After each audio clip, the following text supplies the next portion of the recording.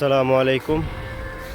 আজকে আমি আপনাদেরকে নিয়ে এসেছি সিরাজগঞ্জের মধ্যে সবচাইতে বড় এই রেকর্ড করা এবং সবচাইতে সুন্দরতম একটা মসজিদ হচ্ছে বেলকুচিতে আল বাহেলা মসজিদ।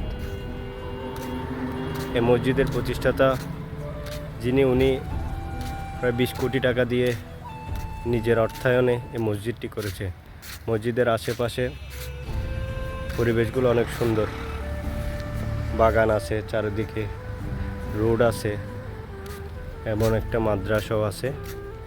দেখেন সিরাজগঞ্জের সেই বিখ্যাত বাহেলা মসজিদ 20 কোটি টাকা খরচ করে নিজের অর্থায়নে এই মসজিদটি করেছে।